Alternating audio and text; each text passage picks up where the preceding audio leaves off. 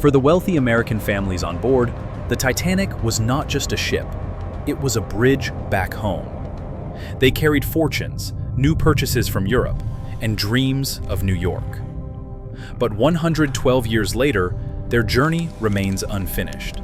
Today, we open the doors to their private rooms to see how their final moments are frozen in time. We begin on B deck, known as Millionaire's Row. These suites were occupied by industrial tycoons returning to their empires. The heavy oak doors are rotting, but the brass handles remain bright. Inside, the silence is heavy. This is where the heads of families planned their futures, unaware that their timeline was running out.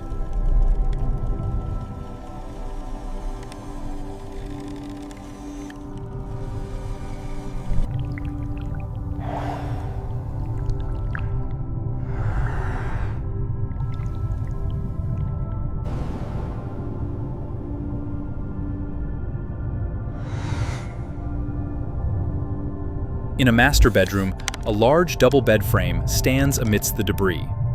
The mattress is gone, but two skeletons lie side by side on the rusted springs. A husband and wife who perhaps decided to sleep through the panic, or simply chose to stay together until the end. Their eternal embrace defies the crushing pressure of the deep.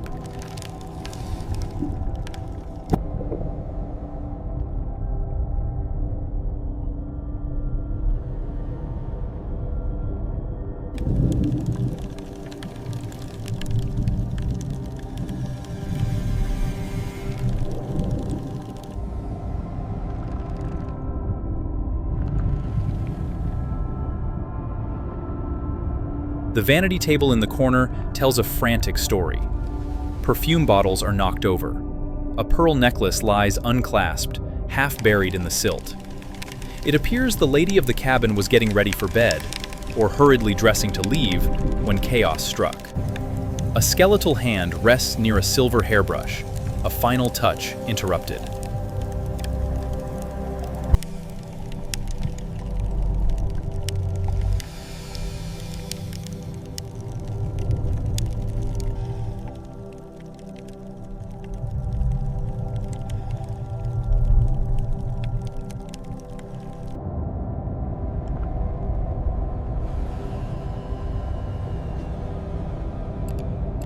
Near the door, a heavy leather trunk sits open. Clothes are scattered everywhere. A skeleton kneels beside the trunk, arms buried in the rotted fabric. It seems this passenger spent their final precious minutes trying to pack their valuables, believing they would need them in America. A tragic waste of time.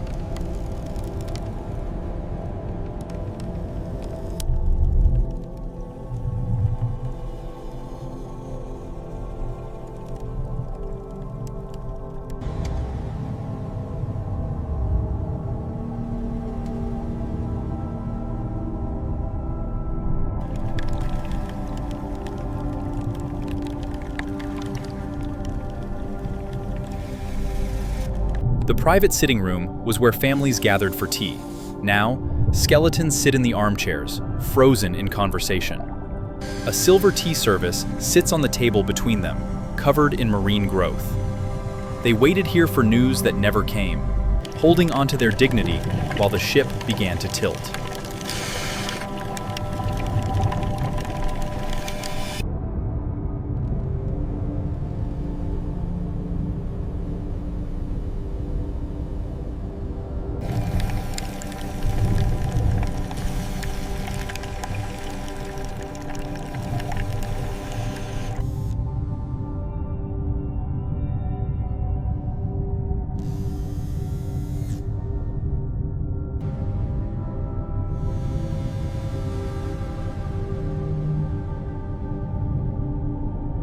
We move to the purser's office. This is where wealthy Americans stored their cash and securities. The safe is open, empty of value, but full of mud. A skeleton lies in front of the counter, perhaps a passenger who died trying to retrieve his life savings before the ship went down. Greed and fear, preserved in a single image.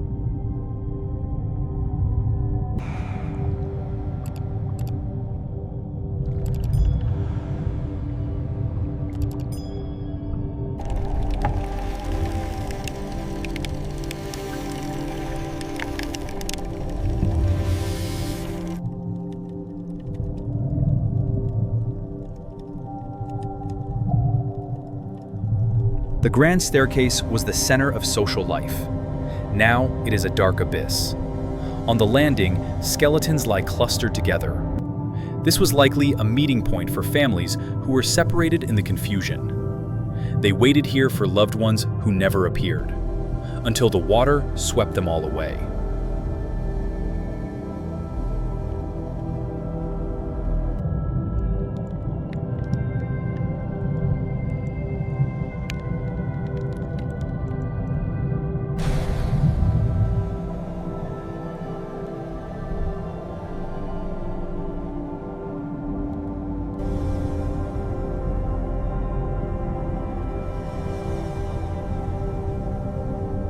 The first-class dining saloon. The tables are still set. At a large round table, a group of skeletons sits slumped in their chairs. Wine bottles stand unopened. This looks like a dinner party that continued late into the night. They toasted to their success in America, unaware it would be their last meal. The smoking room was the domain of men. When the order, women and children first, was given, many fathers retreated here. We see them now, skeletons seated around card tables, cigars long dissolved. They sat here to give their wives a chance to escape, accepting their fate with a glass of brandy in hand.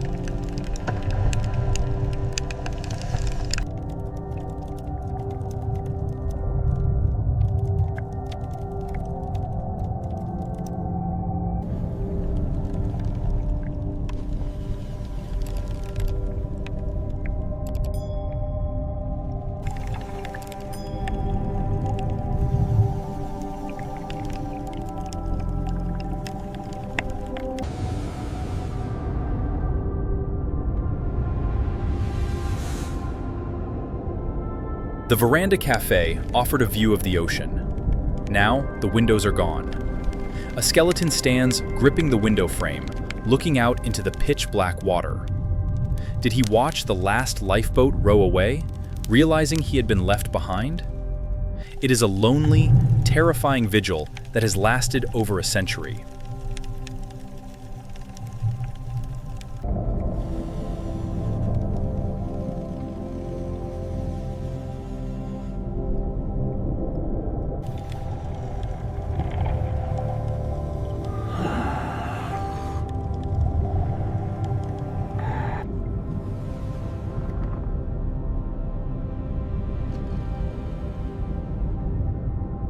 In the remains of the Marconi wireless room, the equipment is rusted.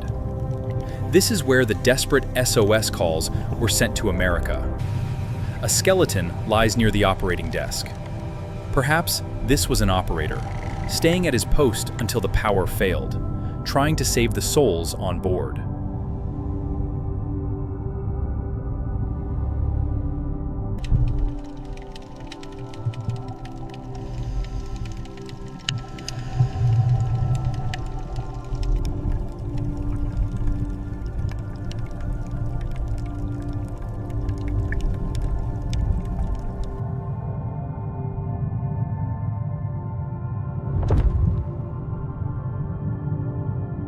The corridors were the veins of the ship. Now they are clogged with debris. Skeletons lie in the hallways, pointing towards the boat deck. These were the passengers who got lost in the labyrinth, running towards salvation, but finding only a dead end. Their suitcases lie beside them, abandoned too late.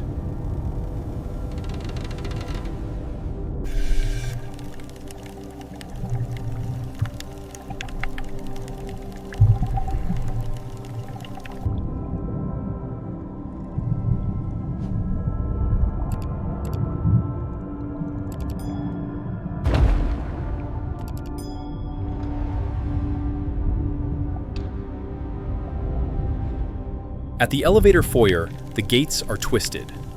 Skeletons are piled near the entrance. They likely waited for the lifts to take them to the boat deck, not realizing the power had been cut. A tragic scene of people putting their trust in technology that had already failed them.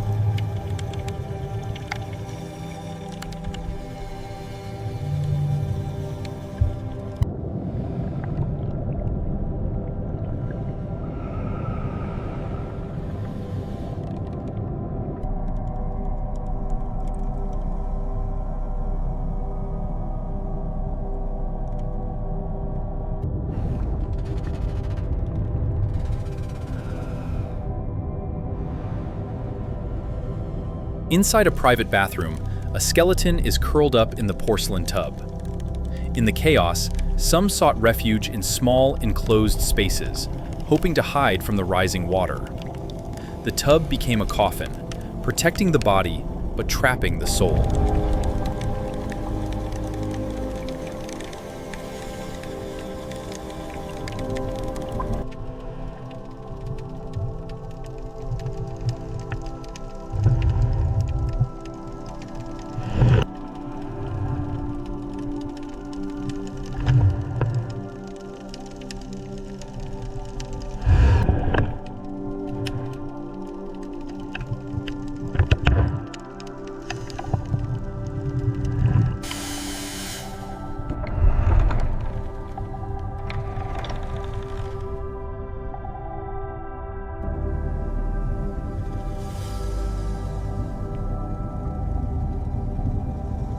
A dressing room reveals a scattered jewelry box.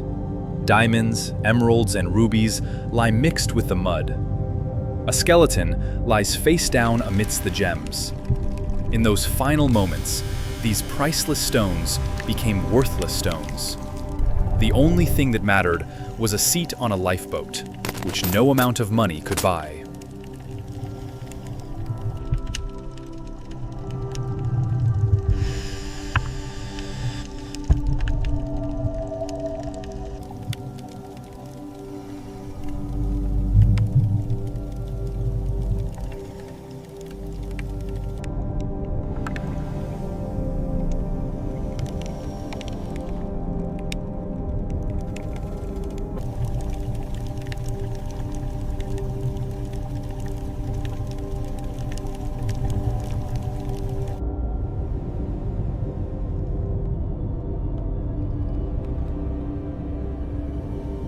In the writing room, a desk remains standing. A skeletal hand rests on a rotting stack of paper.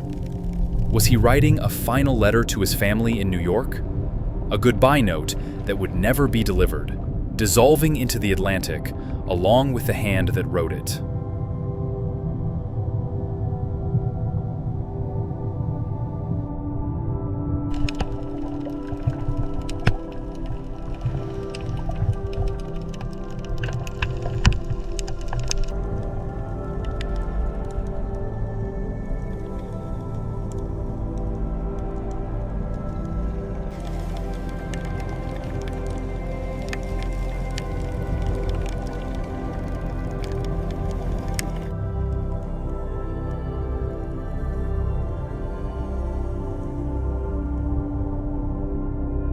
The enclosed promenade deck. This is where many husbands said goodbye to their wives.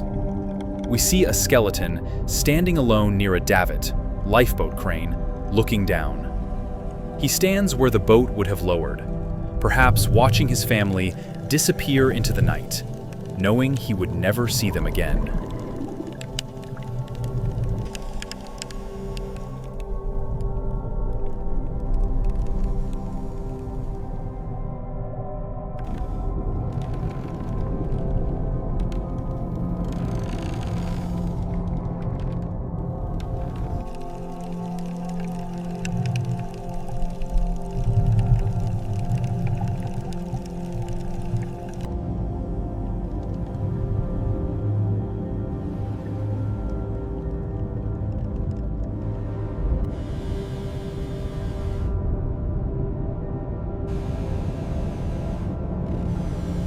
Deep in the cargo hold, we find the shape of a car. It is the famous Renault, bought by an American family. A skeleton lies draped over the hood, a symbol of the luxury life they expected to lead in the US, now parked forever in a garage of rust and darkness.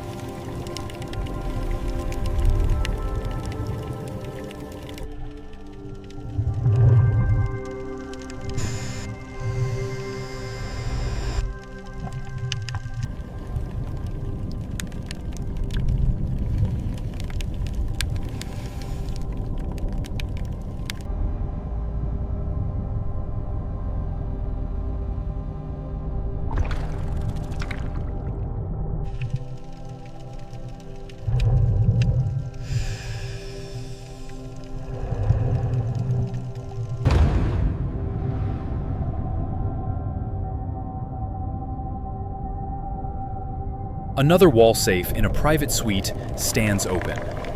Inside, we see the pulp of what used to be stock certificates and property deeds for land in America. These papers represented the future of a family. Now, a crab makes its home on top of the deeds. Nature does not care about property rights.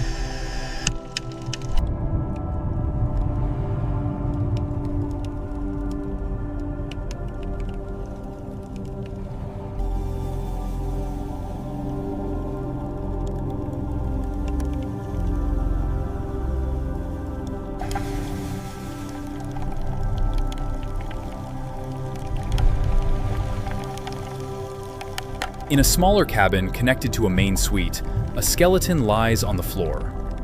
This was likely a valet or servant. He stayed with his employer's family until the end. Even in death, he remains close to his master, a silent testament to loyalty and the rigid class structure of 1912.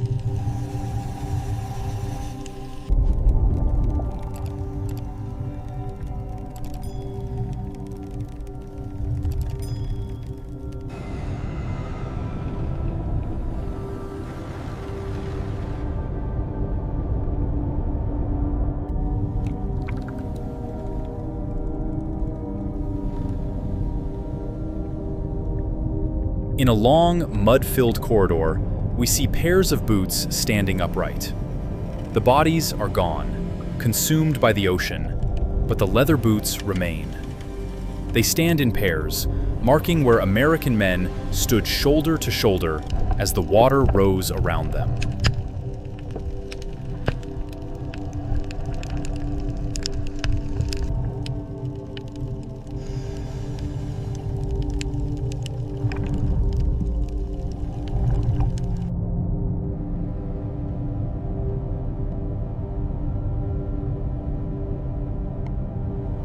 On a mantelpiece, a clock sits covered in rust.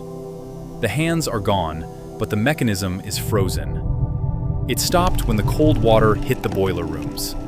For the families on board, this was the moment their American dream turned into an American tragedy.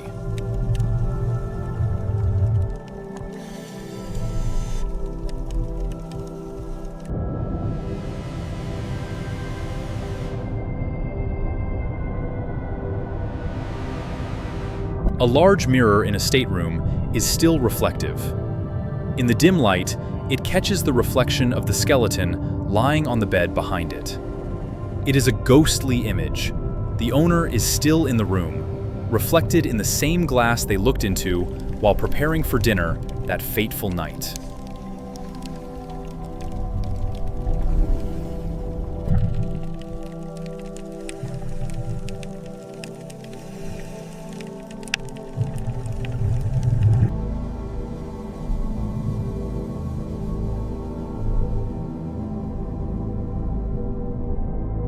Some doors are still locked.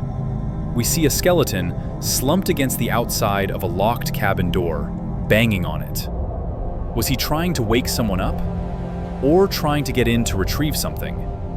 He died hammering on a door that would never open.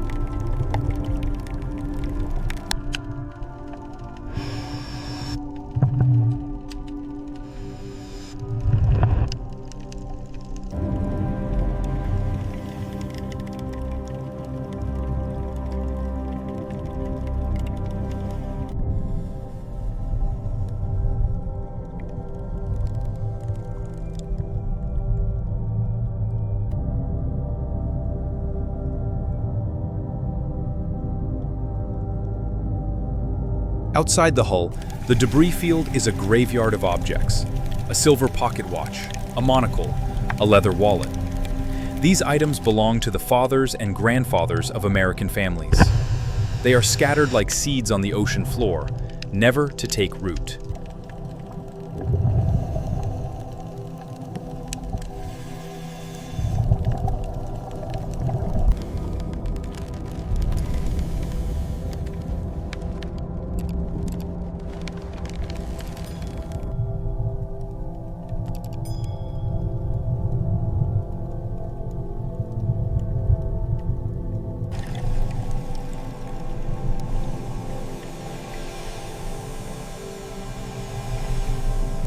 In the sediment, leather pouches are visible.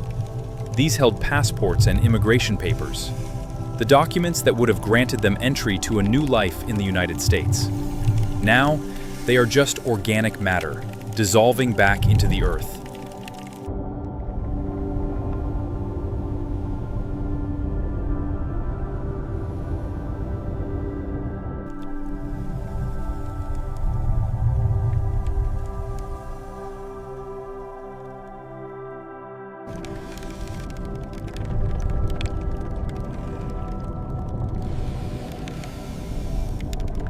We see a gold ingot lying next to a piece of coal. In the end, the Titanic became the great equalizer. The coal that powered the ship and the gold that paid for the tickets are now of equal value to the deep sea. The ocean claimed it all.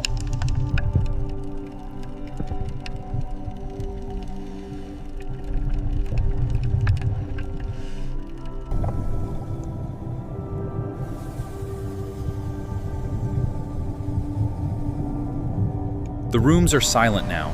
The panic is gone. The water is still. These suites, once filled with the laughter and plans of American families, are now solemn tombs. They serve as a permanent underwater monument to human fragility.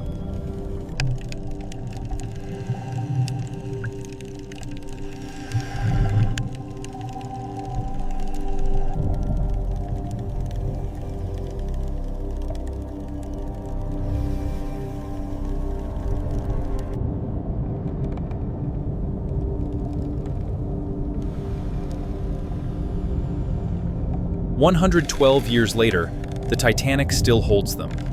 The husbands who stayed behind, the wives who chose to die with them, and the dreams that sank. As we leave their rooms, we leave them in peace. Their journey to America never finished, but their story will never die."